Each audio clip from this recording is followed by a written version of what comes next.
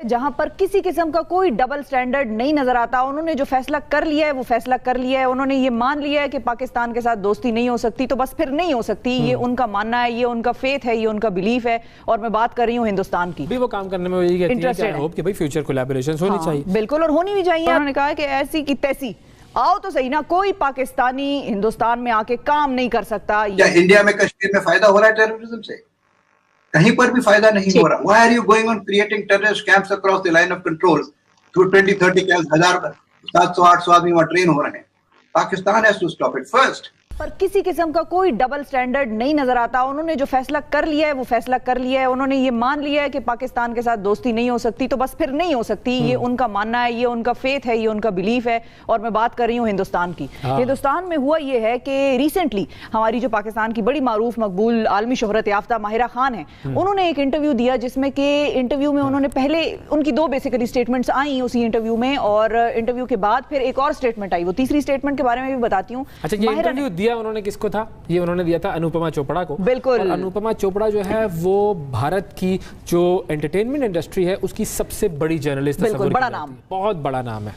तो माहिरा ने उनके सवाल पर, या सवाल जो भी गुफ्तगू हो रही थी उसमें माहिरा ने कहा कि मुझे काफी ऑफर्स आई इंडिया से काम की, मूवीज की, जो ओटीटी प्लेटफॉर्म, जब वो रईस फिल्म कर रही थी तो उस वक्त जो है वो बड़ा उनकी तरफ जो है वो ऑफर्स आ रही थी। बिल्कुल, तो मुझे काफी ऑफर्स आई और मैं करना भी चाहती थी, लेकिन मैं ऑनेस्टली ये बात कन्फेस करूंगी कि मैं डर गई थी, क्योंकि वहां पर जिस किस्म का माहौल था, पाकिस्तानियों के खिलाफ जिस किस्म की नफरत थी, तो माहिरा डर गई। एक तो ये कन्फेशन था उनका। उसके बाद माहिरा ने कहा कि लेकिन फिर बाद में मैंने ये सोचा कि भाई ऐसा तो नहीं हो सकता कि आप अपनी चॉइसेस किसी के डर खौफ से जो है वो मेक करें। तो लेट्स नॉट फॉरगेट कि भाई सब फ्री हैं और मैं जो चाहूं कर सकती हूं। तो फिर मैंने खुद को कहा कि नहीं यार, ये नहीं हो सकता कि कोई और मुझे डिक्टेट कर रहा हो और किसी और के डर की वजह से मैं काम ना करूं। तो फिर मैंने खुद को अपना ये फैसला बदला और मैं काम करने में बड़ी इंटरेस्टेड रही हूं। और अब भी वो काम करने में यही कहती है कि भाई फ्यूचर कोलैबोरेशंस होनी चाहिए। बिल्कुल, और होनी भी चाहिए। अब ये चीज सिर्फ पाकिस्तानी समझते हैं, हिंदुस्तानियों को समझ नहीं आती, और हिंदुस्तानियों में सारों की बात मैं नहीं कर रही, लेकिन ये है कि अब बताती हूँ तीसरी जो स्टेटमेंट थी जो ज्यादा परेशान कौन है वो है जी, उन्होंने कहा कि ऐसी की तैसी आओ तो सही ना, कोई पाकिस्तानी हिंदुस्तान में आके काम नहीं कर सकता, ये हमारे दुश्मन है। ये स्टेटमेंट उनकी आई है। और इधर इनकी किसी किस्म की डुअल पॉलिसी नहीं है। जहां पर उन्होंने हमें दुश्मन माना हुआ था 1947 से आज तक, हम उनके दुश्मन ही है। चाहे हम उनको ऑक्सीजन ऑफर कर दें, चाहे हम उनको मदद ऑफर कर दें, चाहे हम उनके साथ किसी इंसानी जो भी इश्यूज हैं उस पर नेगोशिएशन पे बैठ जाएं, चाहे हम जो मर्जी कर लें अच्छाई उनके साथ, उन्होंने ठानी हुई है कि उन्होंने हमारा दोस्त नहीं बनना।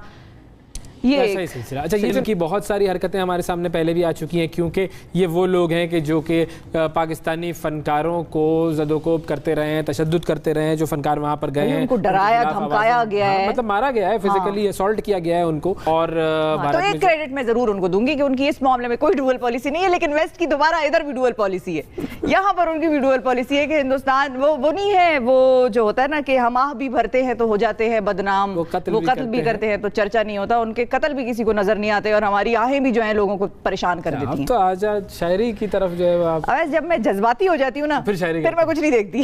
सही बात है, गुड। ये तो इस वक्त मुझे गुस्सा आया हुआ है। मतलब आप अंदाजा लगाएं, माहिरा अगर वहाँ काम कर रही हैं या फवाद वहाँ काम कर रहे हैं, तो हमें तो प्रॉफिट कम हो रहा है, हमारा अदाकार वहां जा रहा है। जो है एक आखिरी मैं पॉइंट ये ऐड करना चाहूंगी कि आप देखिए कि अब पिछले कुछ दिनों से जो पाकिस्तान और भारत के बीच दोस्ती की बात हो रही है, तो पाकिस्तान की तरफ से भी जो है वो दोस्ती के कई मौके जो है उनका वो किया गया कि हम ये करेंगे, लेकिन उसके बाद किसी ना किसी तरह जो है वो कहीं ना कहीं हम रुक गए। और आपने बिल्कुल सही कहा कि एक तो इकोनॉमी की जो सूरत हाल है पाकिस्तान की, और उसके साथ पैंडेमिक, तो ये तमाम चीजों में उलझा हुआ एक मुल्क और बिल्कुल भी ये नहीं चाहता कि जंग हो, और इस सिचुएशन में नहीं है, अफोर्ड ही नहीं कर सकते, जंग अफोर्ड ही नहीं की जा सकती। मेरा ख्याल है जंग कभी भी किसी भी मुल्क को अफोर्ड नहीं करनी चाहिए और नहीं हो सकती।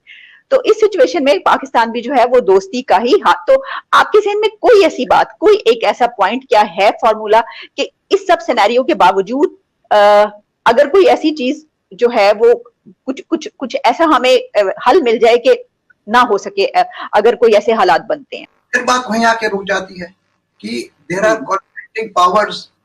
एक तो पावर ये है कि चाहती है कि तरक्की हो, इकोनॉमिक डेवलपमेंट हो, ट्रेड हो, शांति हो जाए।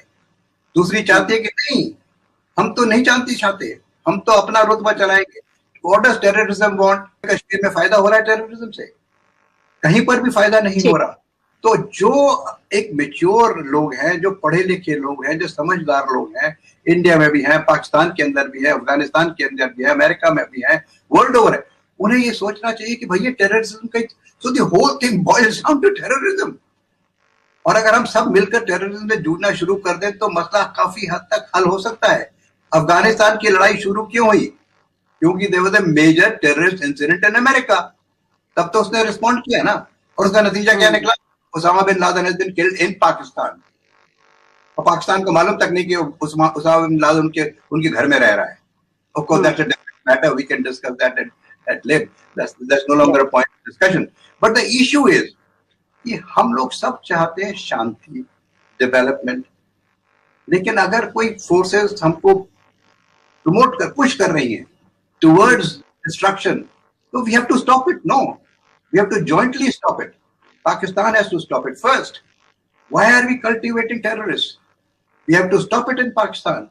Why are you going on creating terrorist camps across the line of control?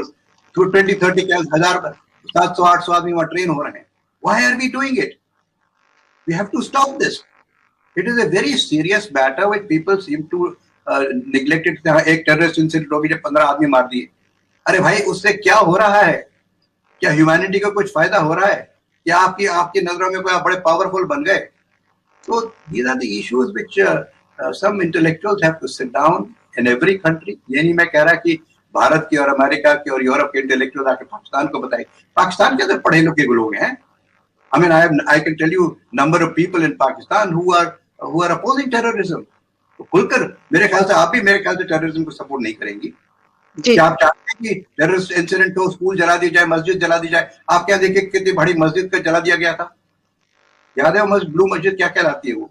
जी जी जी, बिल्कुल। बहुत से ऐसे इंसिडेंट्स में बहुत नहीं, मेरे ख्याल से दबाव इसकी बड़ी वजह है। शायद कुछ ऐसे लोग हों जो नेशनलिज्म में आके ये कर रहे हों, लेकिन दबाव जो एक इंतहा पसंदी का है, बीजेपी की गवर्नमेंट का, एक जो माहौल पूरे हिंदुस्तान में इस वक्त बना हुआ है और उस पर तेल का काम करता है वहाँ का मीडिया, जंगजू मीडिया हुआ है, वो बात करता है। और सिर्फ इसमें मुसलमान तो ज़्यादा वल्नरेबल फील करते हैं, इसीलिए शायद सलमान खान, आमिर खान हो या शबाना आजमी साहिबा हो, उनको पता है कि उनको घर लेना मुश्किल हो जाता है, उन पर फिर तरह तरह के ताने होते हैं। आपने देखा होगा सानिया मिर्जा जो कि इंडिया के लिए इतने मेडल्स लेकर आई हैं, इंडिया का नाम पूरी दुनिया में उन्होंने रोशन किया है, उनको आके बार बार ये गवाही देनी पड़ती है कि मैं इंडियन हूँ, अगर मैंने किसी पाकिस्तानी से शादी की इसका मतलब ये नहीं कि मैं पाकिस्तानी हो गई हूँ। तो इस किस्म का वहाँ पे माहौल है। तो इस माहौल में एक फनकार, आपको पता है, कोई असला लेके लड़ तो नहीं सकता रियासत के साथ या वहाँ के मीडिया के साथ, तो वो दबाव में आ जाता है, जिसका ये नतीजा है। लेकिन सिर्फ मुसलमानों के साथ नहीं है, ये दबाव इंडियंस पे भी है बहुत सारे ऊपर। ओमपुरी के साथ क्या किया था वहाँ के मीडिया ने कुछ अर्सा पहले, हम जानते हैं। एक फिल्म वहाँ पे रिलीज होने वाली थी, उसका नाम बदलना पड़ा क्योंकि सिनेमा जलाना शुरू कर दिए थे उन्होंने, धमकियां आना शुरू हो गई थी, और वो कोई मुसलमान एक्टर या एक्ट्रेसेस नहीं थे। तो ये दबाव वहाँ पे सबको है। मुसलमान आई थिंक वहाँ पे ज्यादा वल्नरेबल फील कर रहा है इस वक्त, क्योंकि एक इंतहा पसंदी है वहाँ पे इस तरह की गवर्नमेंट की। तो मेरे ख्याल से दबाव इसकी बड़ी वजह दबाव ही है। और आप देखें क्योंकि फनकार इतना हसास होता है नॉर्मली, वो ह्यूमन इश्यूज पर बात करते हैं, लेकिन वहां पे आप देखें कोई भी एक्टर जो भी एक्ट्रेसेस हैं वो कोई देखते हैं, लेकिन कश्मीर के इशू पे वहां कोई बात नहीं करता। वहां पे हजारों लोगों को मार दिया गया है, लेकिन उनमें जरूरत नहीं होती, दबाव इतना है वहां पर क्या बात नहीं कर सकते स्टेट पॉलिसी के खिलाफ। बेनजीर जो रवैये भारत में हमें नजर आ रहे हैं, वैसे हम तो ये हमेशा से सुनते आए थे कि बड़े सगीर क्योंकि इकट्ठे लोग रहते थे तो हम एक जैसे देखने में भी लगते हैं और सोच भी एक जैसी पाई जाती है दोनों मुल्कों में मोहब्बत वाली, लेकिन ये रवैये हमें बहुत मुख्तलिफ नजर आ रहे हैं। यहाँ पे भी कुलभूषण पकड़ा गया था, लेकिन इस तरह के रिएक्शन सामने नहीं आए थे, और भी वाकयात बहुत से हुए। देखिए, अब सब इंडिया में, भारत में एक प्रेसिडेंट तो सेट हो गया है। उरी के हमले के बाद करण जौहर जो उनके इतने बड़े प्रोड्यूसर और डायरेक्टर हैं, उन्होंने एक वीडियो स्टेटमेंट दी थी कि देखिए अगर आप पाबंदी लगाएंगे आर्टिस्ट पे, पाकिस्तानी आर्टिस्ट पे, तो दहशतगर्दी के वाक़े तो नहीं ख़त्म हो जाएंगे। और उसी वीडियो में उन्होंने कहा था कि मुझे डर लग रहा है ये स्टेटमेंट देते हुए भी।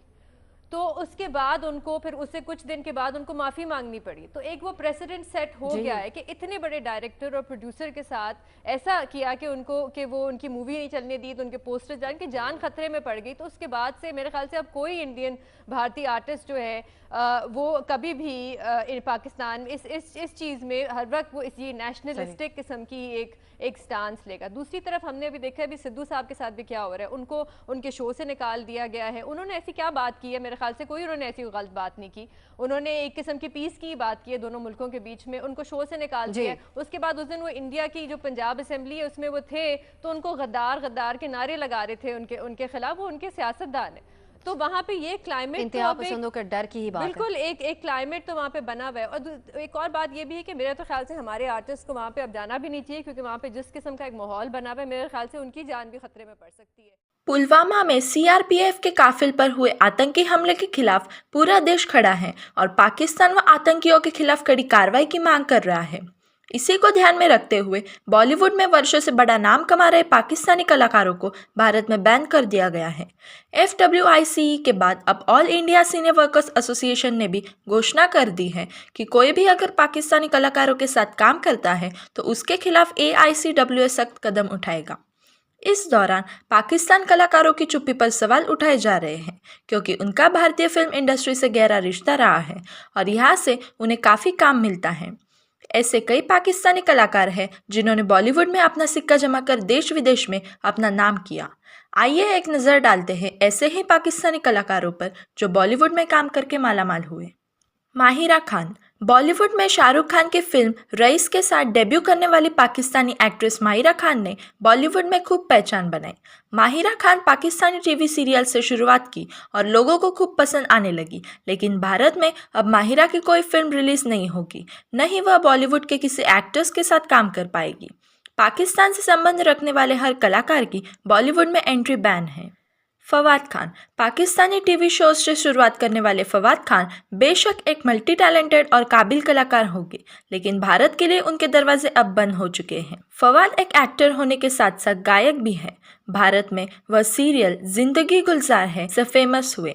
फिल्म खूबसूरत के लिए फवाद को film fair best debut actor male के रिकॉर्ड से सम्मानित किया गया और वो फिल्म फेयर पाने वाले पहले पाकिस्तानी कलाकार बने। आतिफ असलम। भारत में अगर किसी पाकिस्तानी कलाकार ने सबसे ज़्यादा नाम कमाया है तो वो है आतिफ असलम। सलमान खान की फिल्म टाइगर जिंदा है के दिल दिया गल्ला सहित कई सुपरहिट गानों के सिंगर आतिफ असलम अब बॉलीवुड में अपना टैलेंट नहीं दिखा पाएंगे, क्योंकि देश किसी भी पाकिस्तानी कलाकारों को इस वक्त बॉलीवुड में नहीं देखना चाहेगा। राहत फ़तेह अली खान। सूफी गायक राहत फ़तेह अली खान ने गानों ने टी सीरीज़ ने अपने अकाउंट से हटा दिया है। राहत फ़तेह अली खान ने बॉलीवुडों में साल 2003 से करियर की शुरुआत की। उन्होंने फिल्म पाप में लागी तुझसे मन की लगन गाना गाया। फिल्म इश्किया में गाने दिल तो बच्चा है जी के लिए राहत को फिल्म फेयर अवार्ड मिल चुका है। बॉलीवुड से इतना नाम कमाने के बाद अब इन कलाकारों की यहाँ नो एंट्री हो गई है। राहत फ़तेह अली खान पर तो हाल ही में विदेश मुद्रा की स्मगलिंग करने का आरोप भी लगा है। अली ज़फ़र ने कई बॉलीवुड फिल्मों भी काम किया है। उन्होंने तेरे बिन लादेन, मेरे ब्रदर की दुल्हन, चश्मे बद्दुर और डियर जिंदगी में काम किया, लेकिन उरी हमले के बाद राज ठाकरे की पार्टी ने भारत में काम करने वाले पाकिस्तानी कलाकारों को 48 घंटों का समय दिया था कि वह देश छोड़कर चले जाएं। उस दौरान ऐसे कई पाकिस्तानी कलाकार थे जो भारत छोड़कर चले गए। सबा कमर। हिंदी मीडियम 2 में काम करने जा रही पाकिस्तानी एक्ट्रेस सबा कमर को बाहर का रास्ता दिखा दिया गया है। पुलवामा में हुए आतंकी हमले के बाद पाकिस्तानी कलाकारों का बॉलीवुड में काम करने को लेकर विरोध फिर से शुरू हो चुका है। हिंदी मीडियम 2017 में रिलीज हुई थी, जो सुपरहिट रही थी। इस फिल्म में इरफान खान के अलावा सबा कमर अहम भूमिका में थी। सबा कमर ने अपने किरदार से बहुत सुर्खियां बटोरी थी, लेकिन अब उन्हें बॉलीवुड में कोई